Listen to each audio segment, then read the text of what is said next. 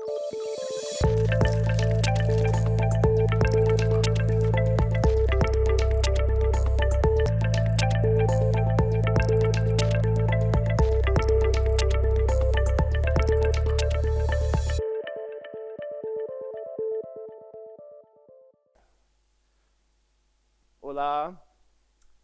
bom dia, tudo bem? That's all I can do. So happy to be here. So happy everybody's coming to talk about the InterPlanetary File System. And yeah, it's a little bit of Web3, right? But I'm going to talk about the practical parts. I'm not going to try to sell you on how Web3 is going to save the world or destroy the world, whichever way you want to look at it. We're going to talk about the practical parts of IPFS, which is really cool, distributed file system. Who am I and why am I here? My name's Cody. I'm a developer relations engineer at Nearform. I'll talk a little bit more about Nearform later. I teach at the university too, where I live. That's like my side gig, teaching at the university. I live in France. I've lived in France for like 13 years, but I'm American originally, so if you're hoping for like a cute French accent, I'm sorry to disappoint you. If anyone wants to, I would encourage you to scan this QR code.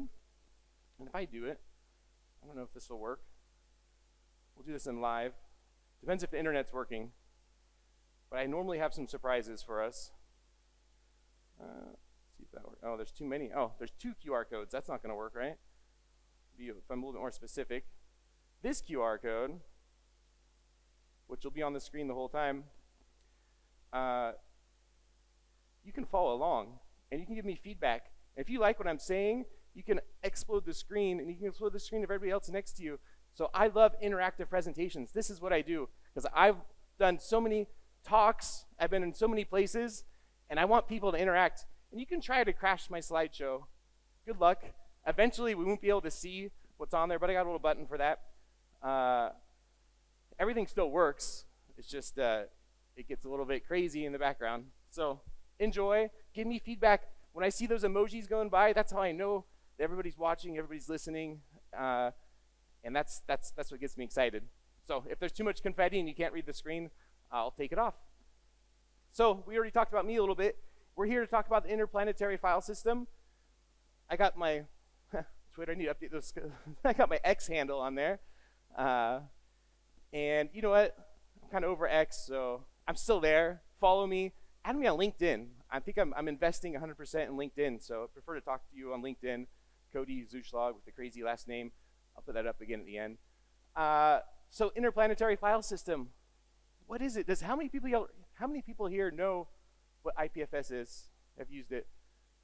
A few. Good. This is awesome. We've come to the right place. So I'll just say it. It's like a P2P, peer-to-peer distributed file system with features like things are content addressable, and it's for immutable storage. That's it. We can go home. It's done. Yeah, I didn't get a lot of emojis on that one. So let's talk about IPFS, the Interplanetary File System. And to talk about that, we should go back and do a little review of storage and the history of storage in computers. Now, the chipmunks or the squirrels, whatever these are, there's going to be a lot of them.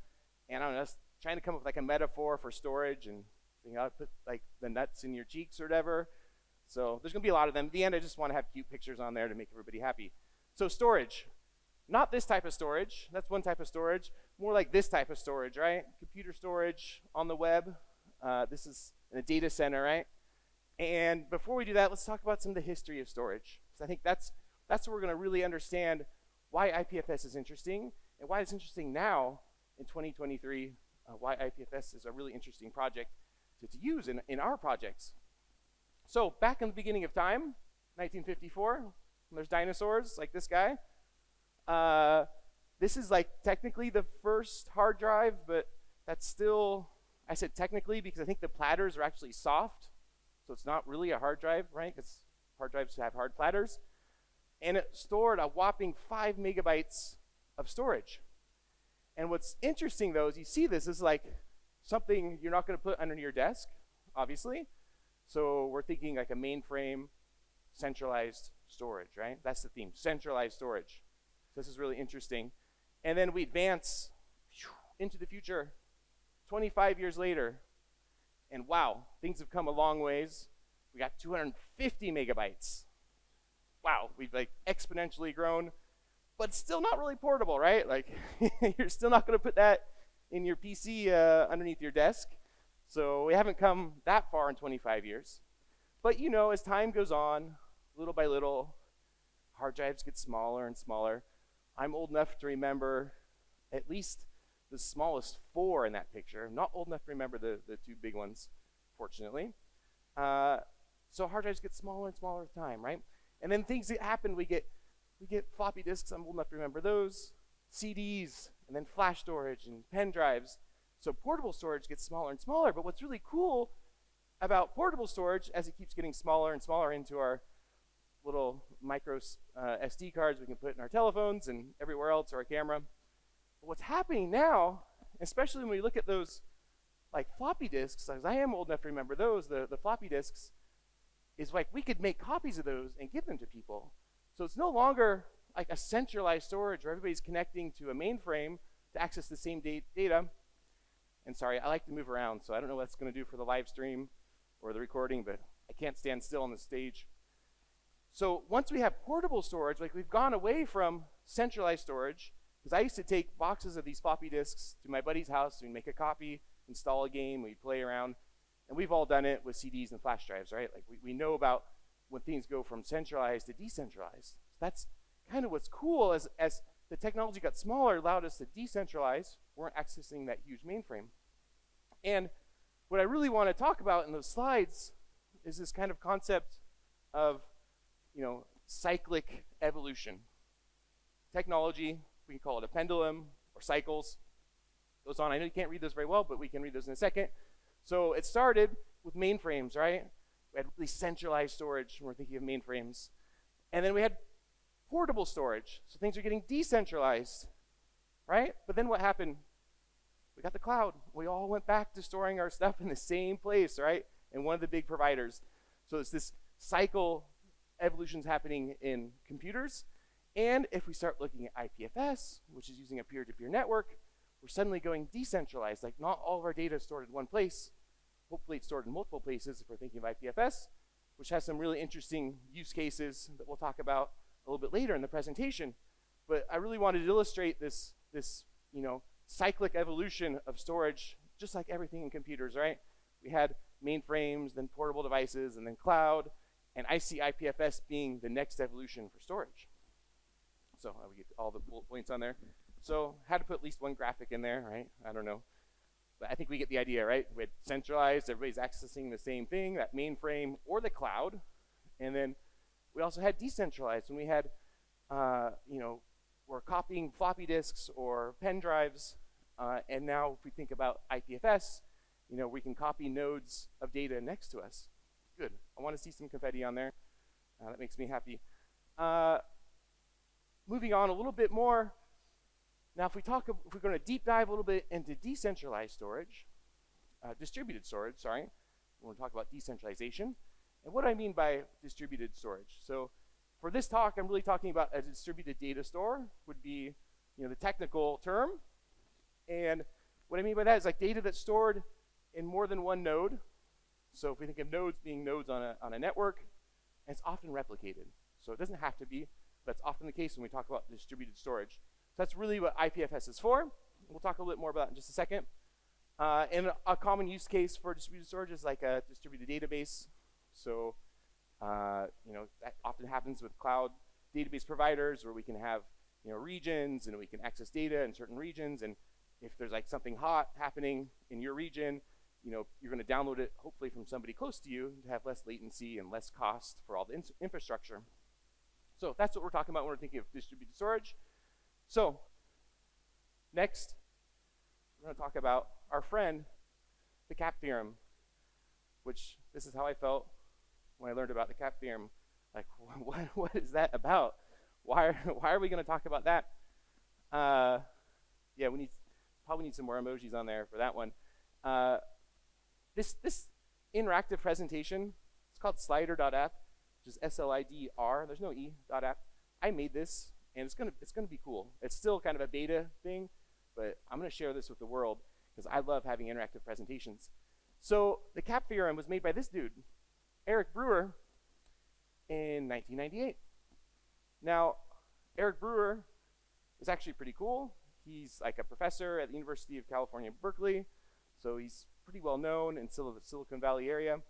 He's currently like the vice president of infrastructure at Google, so he's got some like a good resume, good CV going behind him. He helped make USA.gov, so it's like the first government website in the United States. So he knows a little bit about the internet and storage and cloud providers. And he came up with the CAP theorem. And the CAP theorem is really just an acronym. The C stands for consistency. So we're thinking about consistency. We're thinking about every read receives the most recent write or an error. So if we have a consistent distributed storage network or device or protocol, it says if I'm going to read the data, I'm always going to get the latest data, or an error message that says it's not possible. So that's what he's thinking about when we talk about consistency. That's the C in the CAP theorem. And for every single value for shared data, like specifically, so for every value, you're going to get the most recent value. Sorry, for every shared data, you're going to get the most recent value. So the A in CAP theorem stands for availability. So we're building up a triangle you're going to see here in just a second. When we talk about availability, we're thinking of every request receives a response, a non-error response, and there's no guarantee that it contains the most recent write. So we forget about consistency. We're now just talking about availability, that every time I ask for data, I'm going to get a response back. And 100% availability for reads and writes, specifically if we're talking about a distributed data store. So we have consistency, availability, and finally the P stands for partition tolerance, which is kind of an old word, but basically meaning that, you know, it's running on a network and it's going to be distributed at some point, right? So when he talks about partition tolerance, the technical term that he's using is saying the system continues to operate despite any arbitrary number of messages being dropped or delayed by the network between nodes. We know this happens, right? If we have a telephone, we might get disconnected from the internet. So that's like a network partition. When he talks about partition tolerance, he's talking really about the network. So this can happen on the internet too, right? We'll have bad connections and the internet's going to reroute our protocols and find data from different places. So if we have all three sides of the triangle, he was like, you know, if we're talking about storage and distributed storage, you can only have two. You can't have all three. Impossible is what he said in the CAP theorem. He said it's just not possible to have all three of these. And if we think about the wide area network, so we're thinking about the internet, so usually we assume there's always partitions, right? If we have our telephone, we might get disconnected from the network, or we might change cell phone towers, or we might get onto a spotty Wi-Fi connection. So we always know that, you know, there's always going to be a problem with connections. We're talking about the partition tolerance. So usually partitions are assumed inevitable.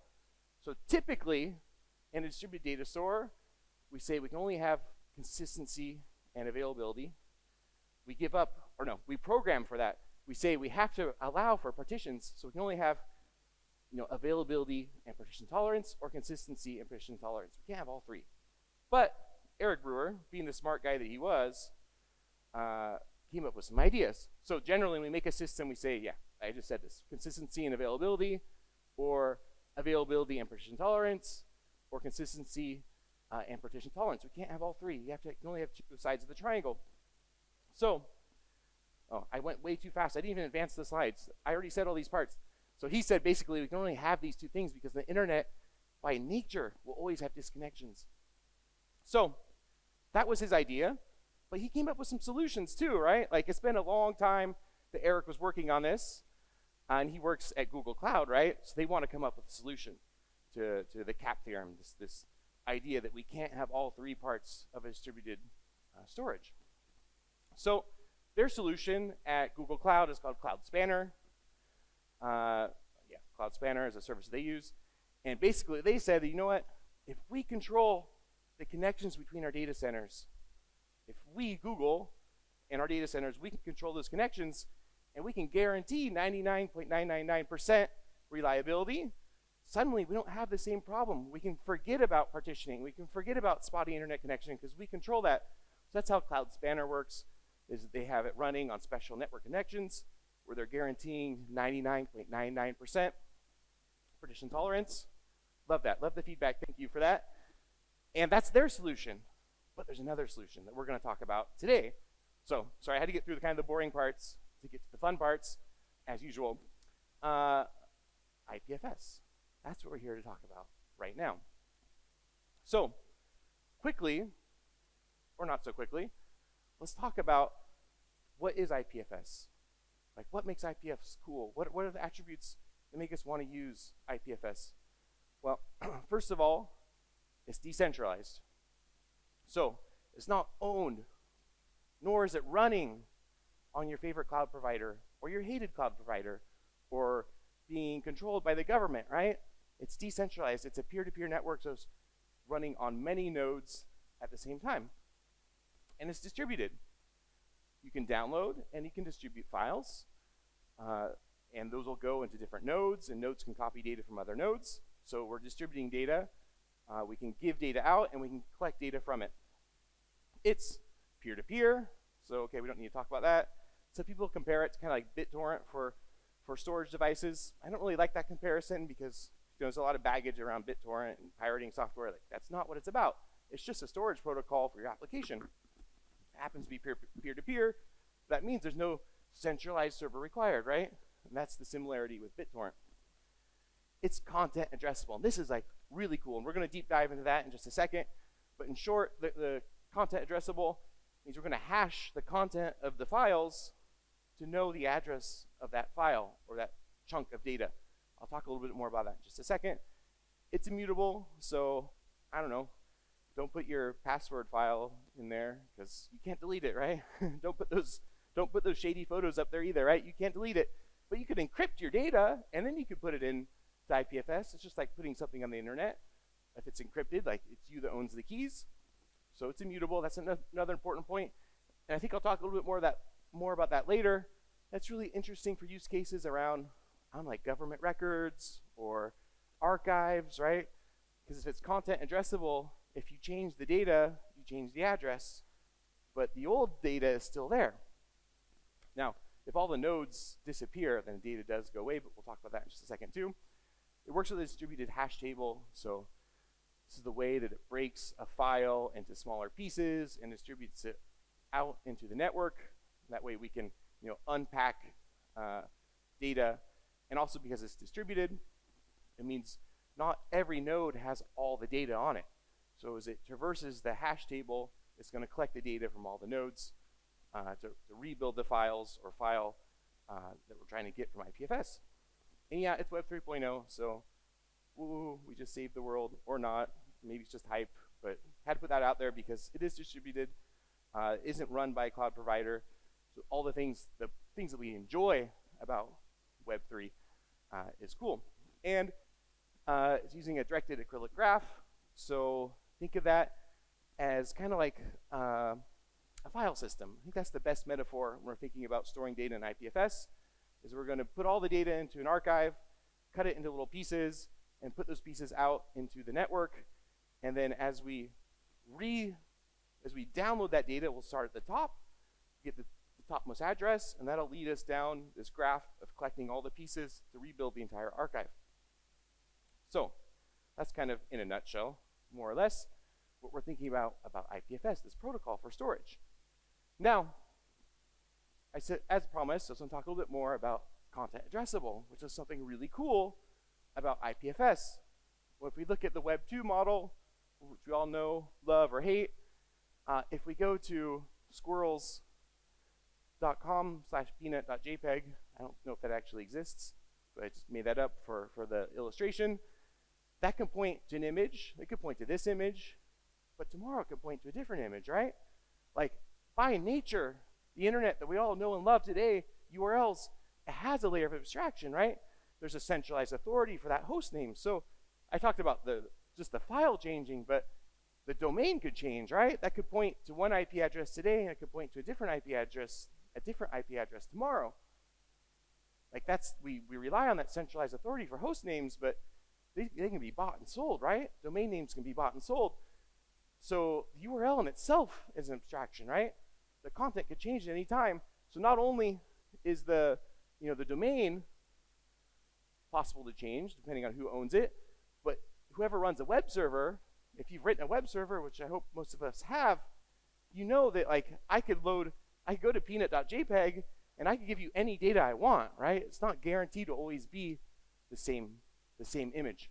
So that's something that's good and bad, right? Abstractions are what make us awesome programmers because we abstract away from problems and work at a higher level. And it's the same if we think about URLs. It gives us a lot of power because we can change. Today I can give you one image, tomorrow I give you a different image, and the day after that I give you a 404 error, and the day after that I could give you an error that you're not authorized to access that image. So those abstractions are really powerful. But if we think about IPFS, we're going to hash the data and we're going to create a content ID. So when we hash the data, we'll come up, use an algorithm to come up with a unique address for that data. I've made this smaller, the ... in here. It's actually a much longer string, but I wanted it to be possible to see that. So URL in IPFS looks more like that. This is address. And because the magic address, that hash, is derived from the content, we don't care who hosts the content. Like, we don't care who owns that domain. We don't care where that points to, and we don't care if tomorrow you want to put up a different image. Well, the address will change if you put up a different image tomorrow. So we have this security, we have this reassurance that the data we're getting today is the data that we got yesterday, and it'll be the data that we'll get tomorrow, and it's the data we'll get in 6 months, or the data that we'll get in a year, which we can't guarantee with Web 2.0, right? You can't guarantee that URL will give you the same data later. And the other side for thinking about security is once I download all that data, I can hash it, and I can make sure that the data that I download generates the same hash that I was trying to download. So we can use that same concept, that same algorithm to verify that what we download is what we're looking for. So content addressable storage, really cool concept. It's something we don't think about a lot in the Web 2.0 world, something we don't think about a lot when we're programming, but it adds some really cool concepts when we're trying to store data. Now, I have to talk a little bit about gateways. If we start looking into IPFS and how we can use it in our projects, gateways is something that you'll see certainly. It's kind of like Web 2.5. So it's like this step in between Web 2.0 and Web 3. And it's really interesting. It's going to bridge this gap. And there's a company called Web3.storage. They run gateways. Actually, a really cool group of folks. If you go to any of the IPFS conferences, you'll certainly see people from Protocol Labs and Web3.storage. Cloudflare, they also have some gateways for IPFS. And basically what they're going to do is they're going to provide a URL that will go and pull data out of the IPFS network. So I think with Web3.storage, you'll say HTTPS Web3.storage and put a /IPFS and the content ID. And they're connected to IPFS, and they'll download it for you through a traditional URL.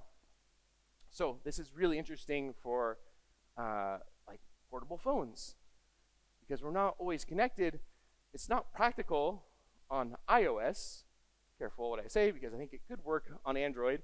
But on iOS, we can't run an IPFS node, because once the application goes out of the foreground, like, it gets stopped, right? Like, we can't have a node always running in the background, downloading data and putting data back into the network.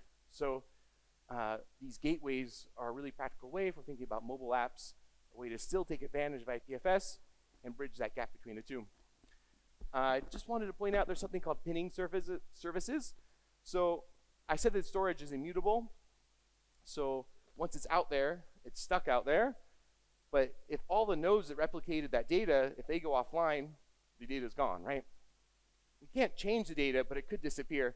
And a pinning service is a service that you pay directly or indirectly, and they guarantee that they'll run an IPFS node and they'll replicate your data so that it never does disappear. So that's a pinning service, and it's something that will come up a little bit different than a gateway. So the real question is why? Why am I up here blabbing on about IPFS? Like, why is this interesting for our apps today in 2023? Like, we've all known, we've all used BitTorrent in the past. Like, why do we care? I think that's the most interesting thing. And I came up with a few use cases now, and there's plenty more that I think we could all come up with some interesting ideas. So website hosting. This is a really cool one because that content addressable portion of it, the URL never changes, right? And there's projects out there today that are doing website hosting with IPFS. So every time you change the web page, you're gonna have a new address. So that still means you need to have something like a domain service, right? Because if you make a new version, you don't want people to have to like look up the address to your new version of your website, or every time you deploy a new version of your website, you don't want to have to change the address everywhere it's published. So there are services that are going to give you something like a URL to create that abstraction that we got rid of with content addressability. But we have all the security benefits because we can verify those hashes and make sure the data we're downloading is the data that we wanted. What about a distributed package management? So imagine if NPM or your favorite package management system for the technology that you use, what if that was stored in IPFS? What if we were guaranteed that the data that we downloaded matched the hash, right? If we look at NPM, they're starting to store hashes, like they've done that for a couple of versions now. They are storing hashes in the package JSON or the package lock JSON. That does happen, but if it was just stored in IPFS, like the protocol would take care of that, and we get the benefits of being able to download packages that were near us in the network. I mentioned already before the idea of storing publicly accessible records. So thinking about land titles or deeds or maybe transcripts at the university, right? We have all these records or birth certificates. We have all these records that sometimes they're public, and we can go to like the city hall, or we can go to a government office and get these documents. And if they're public documents, anybody can get them. Land deeds is a pretty common one. What if they were stored in IPFS? That would be a really cool project, a really cool use case for using IPFS in a practical sense. Distributed gaming, this is already happening. I think the Unreal Engine, there's some plugins to use IPFS, and if you're using IPFS in a distributed gaming, it's really interesting because we get the benefits of a peer-to-peer network for downloading something. So if you're gonna create your really cool token that you're gonna sell to all your friends, it's gonna go viral in your network, it'd be a lot better, a lot more efficient if you could download it from people that were physically close to you, right? Rather than having to access a cloud provider. So it saves money for the people operating that system, and ideally it's gonna make your downloads faster. All the things that we know and love about, BitTorrent or peer-to-peer networks. NFTs, I have to talk a little bit about that. I know nobody talks about NFTs since the crypto winter. I don't own any NFTs, just gonna say that. But NFTs usually use IPFS because that's how you're gonna guarantee that there's only one version of that, ape photo, whatever it is. So NFTs, most of them use IPFS behind the scenes. So if you talk to any of the NFT providers, they're usually using IPFS because of its immutability and the fact that it's content addressable. That's the way we can guarantee that that ape picture is only that one, and it's in IPFS. Anybody could download it, but there's only one of them. So NFTs is also an interesting use case. I don't own any. If anyone does here, tell me how much they're worth. Be curious. So let's talk about open source. This is the other thing that's really cool about IPFS. This is an open source protocol. This is a project that you can go and get involved in, and they're looking for people to help contribute to this amazing protocol. I have a whole talk about open source and how they can drive value in an enterprise. I'd love to talk more about that today. Actually, I'm gonna go back one slide. But IPFS is open source, and there's several reasons why that's really interesting when you're building your project. I recommend that everybody take a look at this book. It's called The Cathedral and the Bazaar. Yeah, there it is, by Eric S. Reitman. This is an old book, but it's really a classic, and it's kind of comparing the open source model where anybody can contribute to a project versus not just closed source, because sometimes we can just make our code public, but we don't allow people to contribute. That's not real open source, right? And he had this idea, and basically he said, it's like comparing top-down versus bottom-up when we're creating software. And the metaphor that he used is he said, that often in closed source projects or open source projects that use the cathedral model, it's this top-down approach, right? That only a select group of people, an exclusive group of developers, I'll just advance these a few, have access to the code. And maybe on every release, they're going to release that code to the public so they can call it open source. You can go and read the code if you want, but you can't contribute to it. You don't have any control over the way that the code's written, right? You don't have any control over the direction that's going or the roadmap for that code. And the alternative is the bazaar, right? And this is the open source code that we all know and use today. It has this bottom-up approach where anybody can contribute. It's developed on the internet in public. And the concept is, given enough eyeballs, like all bugs are shallow, right? That we can't hide the bugs, and we can't hide from those things or the security problems. We can't hide from them. If we get it all in public and everybody can see it, we'll find those problems faster, and we all contribute to that. So he called that the bazaar. A really interesting read, and that's what's cool about IPFS. If we compare that to your favorite cloud storage provider, how are they storing your data? How are they replicating your data? How are they keeping it secure? We don't know, right? That's kind of the scary part. That's the crazy part. But if you look at IPFS, all the code's out there in public. We can read about it. We can contribute to it. We can work on it ourselves, which is something we can't do for those cloud providers in so many places. And the easier the code is available for the public, and the easier it is for people to test it, the easier it is for people to scrutinize the code, the easier it is for people to experiment with the code, the more rapid all bugs are discovered, right? I think that's the takeaway lesson. I could talk about that all day. If anyone wants to talk about that some more, I'd love to. Whereas if we look at the cathedral approach, where only a select group of devs have access to the code, and it has like a roadmap that's managed by certain people, it's not, this democratized way of coding, lots of time and energy will be spent hunting down bugs in that model because not as many people can see it. So I'll stop preaching to the choir about that. We're all here and we all know and love open source. But the point that I wanted to make in this talk is that there's this battle happening, right? And this is always happening. It's been happening since the beginning of computers, right? And in this case, we're thinking about distributed storage.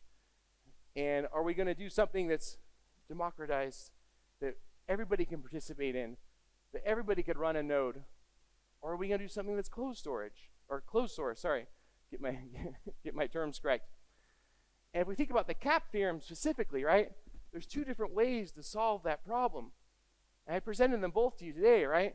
There's the Google Cloud Spanner, and AWS has their own version of a distributed storage that tries to solve the problem of the CAP theorem. And there's like these opposing forces, right? We have the cloud providers saying, we have the best solution. Like we know and we own this, and just trust us that we know what we're doing. And then we have the open source model, where it's like, no, I can go and look, and everybody can go and look, and everybody can contribute to, and everybody can work on it. So there's these opposing forces trying to solve the problem of the CAP theorem. And if we think about centralized and decentralized, right, it's not just the CAP theorem, but also the evolution of computers, where we started this presentation, the evolution of storage, right? We started really centralized with those mainframes, and we got to the floppy disks and the portable storage, and then we went back to the cloud. And so today, in 2023, talking about IPFS, I'm thinking of the cloud versus IPFS. Like, this is a real battle that's happening now, and I would encourage everyone to go and check out IPFS, go get involved. And there are these like amazing use cases, especially when we talk about the content addressability and the immutability. It's really cool. At the end of the day, it's like, we want to let somebody else do it for us, or do we want to do it ourselves? So that's kind of my call to action today, is like, let's go out there and let's code some stuff, and let's go and see how it works, and let's make it better, and let's know how things work behind the scenes. Like, when I want to be able to like pull the covers off and see what's happening underneath and contribute to that and make it better. So I'll stop preaching. I get excited about this. I'd love to talk about that more with anybody. I have to say a couple things before I end. A little bit early, but that way we can have some questions afterwards. I work at Nearform. You may or may not know that. I got this cool logo here. Open source is art. This is what we do. We're like really big in Node.js. Actually, we pay Node.js core contributors. I have some colleagues on my team that contribute to Node as their day job. If we look on NPM, like billions of downloads, right? 8% of the modules used globally. Crazy statistics. Nearform's really cool. At the end of the day, we do consulting work. Like, that's what pays the bills. Professional services is the way, a more professional way of saying that. And if you want to talk to me, we're always hiring. Hit me up on LinkedIn. Love to talk to you more about Nearform and what we do. If you're interested in working on open source and applying open source in real projects, that's what's really cool about Nearform, because we get to like walk the walk and talk the talk. Because we talk the talk about open source because we actually contribute to it and we use it every day, but then we go and we apply that on our client work, and we get to apply all those cool skills and those cool projects into creating real enterprise applications. So we're always hiring, or if you want to talk about a potential project that you have, we have a lot of expertise in Node.js and IPFS. Elastic-IPFS is a project that's running IPFS. This is a little bit ironic, but it's running IPFS on AWS. And this allowed Web3.storage, Protocol Labs, to create an infinitely scalable IPFS node. Because once you have a node that's always connected to the internet, we talk about horizontal and vertical scaling. You're limited by the size of your server, right? But if you could run that with Cloud Functions or in AWS and create something that's infinitely scalable, there's some really interesting work to be done there. So we created this project. We called it Elastic-IPFS. It's this infinitely scalable IPFS node. Love to talk about that some more with people. I have to make one or two more plugs. In just a couple weeks, NodeConf EU 2023, 6th to 8th of November. I'm going to be there. I'll be emceeing that. I'll be doing some workshops. We're doing a workshop on React Native. So from zero to React Native. We're going to do a workshop on your first Node.js contribution. So if any of those topics are interesting to you, you should come to this conference. First of all, I know it's kind of short notice. It's going to be awesome. It's always an amazing conference. It's at a castle in Ireland. Gotta love castles. Oh, this is a pretty cool venue too. Or if you want to talk to me about any of those subjects, hit me up on LinkedIn, X. I will reply on X, but focusing on LinkedIn right now.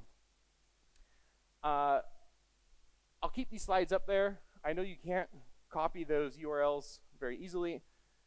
If you access my website, which I'll put a QR code at the end of my website, you can access these links. So I have some interesting things to check out about this theory, this white paper about Google Cloud Spanner and the CAP theorem, and all about the Elastic-IPFS project. Lots of cool stuff happening around that space. So if anyone wants to know more about these links, I'll make sure that you can access these before the day's over. We'll probably end pretty quick. About 10 minutes early, but I think that's okay. I'd love to take questions, but honestly, I prefer that we just do questions face to face, because the whole microphone thing and me like hearing somebody yell at the stage, we'll probably stop. And if you have any questions, come and talk to me. Add me on LinkedIn. Like, I'd love to chat with anybody here about any of these topics, or about Node.js, IPFS, all things I'm really passionate about, React and React Native, or on X. Hit me up. I'll probably end here. This is my website, so I'll make sure that the slides are available on my website. Like I said, I'm not going to do live questions because I find that hard to have that interaction with folks. So I'll be here at the conference for a few more hours before I have to leave to go home. Hit me up about any of these subjects. Love to talk to you some more. Thanks, everyone, and thanks for listening. Okay,